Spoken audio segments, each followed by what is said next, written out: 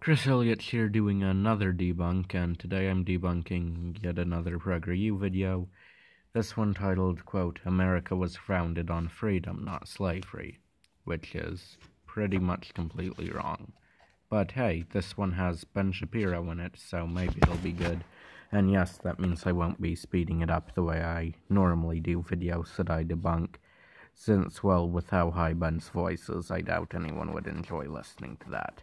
No offense, Ben, if you're watching this, which I doubt you will, but because, you know, I have very few subscribers. But anyway, nonetheless, let's just get to the video. For a channel with 2 million subscribers, I'd expect they'd be better at using a camera. Like, look at this. Yeah, look at that. I think they would know how to use a camera, but I guess I'm overestimating their intelligence when I think that. Of societies across time and place. Freedom is what makes America unique, not slavery. Freedom is what makes America unique. We are a country based on freedom, not on slavery. Neither of those make the U.S. unique, as both are common staples of society. Or at least slavery, up until relatively recently, was a staple of society. Freedom, in most aspects, is a more new concept.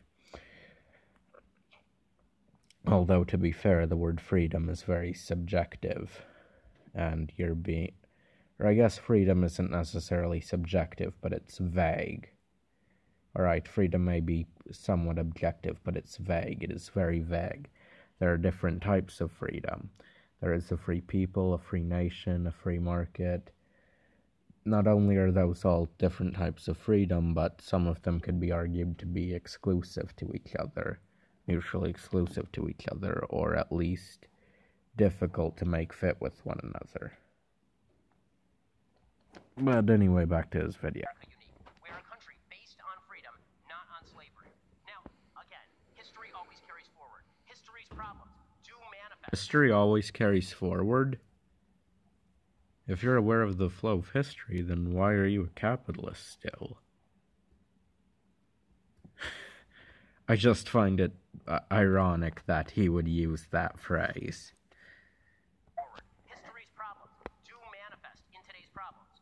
But those who are determined to see America's story as a continuing story of oppression, those determined to paint America's history... Is that guy sleeping? That Asian guy there. ...struggle toward freedom and equal rights in consonance with the original founding principles of the country suggests that slavery remains the defining feature of American life. Remains. Not was, remains. To do this, they have to lie outright about the nature of America today. No, I'm all for ideas being passed on to future generations, but this idea these people seem to be pushing that society's been decaying as it becomes more progressive, liberal, left, etc., is something I deem rather incorrect for this simple reason. Look at anything before 1900. If you look at anything before 1900, any political event or discussion, conflict, contradiction, etc., before the year 1900, you will come to the conclusion that the more progressive or liberal side was the correct side. So, why are you assuming that it's different today? It might feel different today because of personal bias, but it is no different today. It's not going to suddenly change the way it's been for around 10,000 years isn't going to suddenly stop being that way.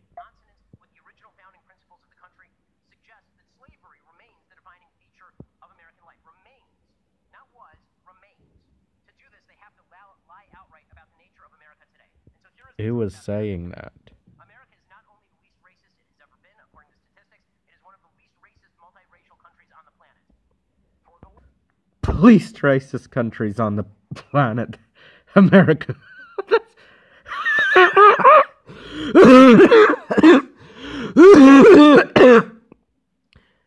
I laughed so hard at that I started coughing.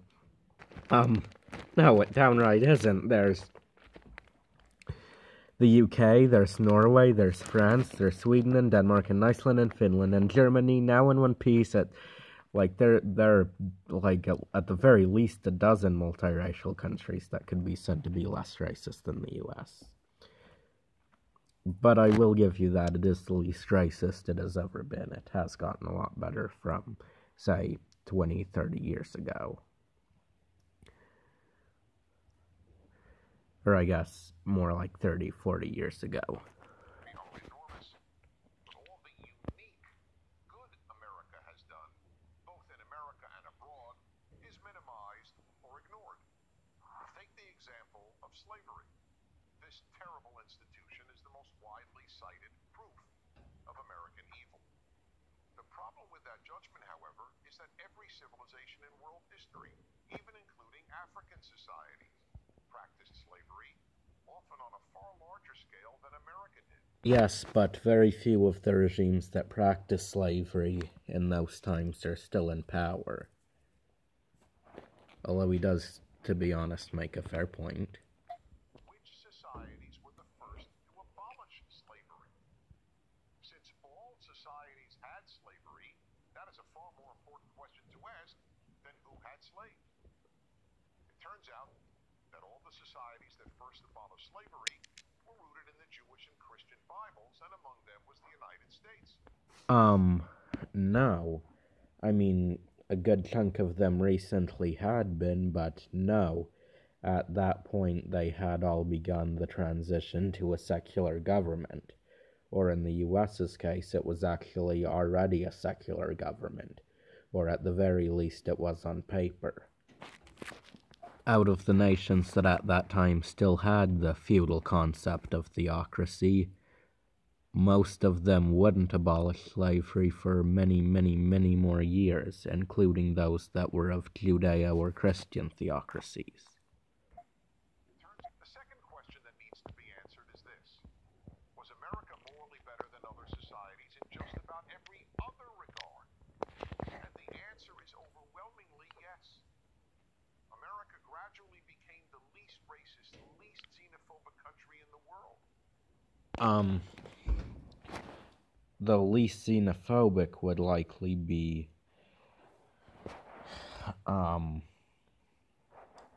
there's a good chunk of runners for that position, but I guarantee you that a country that's president is a climate change denier who openly hates Mexicans is probably not even in the running. Although one country that is of course Cuba, which is of course communist, and you can look that up if you want. Back to the video. People of every race and ethnicity become accepted as full members of the society, as do immigrants to America. Except for the UK, France, Denmark, Spain, Japan, Iceland and Finland and Norway and Sweden and Germany now in one piece, and several others. That statement they just made is completely wrong. In no country do people of every race and ethnicity become accepted as full members of the society, as do immigrants, as fought for the liberty of others, as much as America has. Your idea of liberating others, well, you liberate them, they're all kicking and screaming and trying to fight against you. Anyway, that's called imperialism.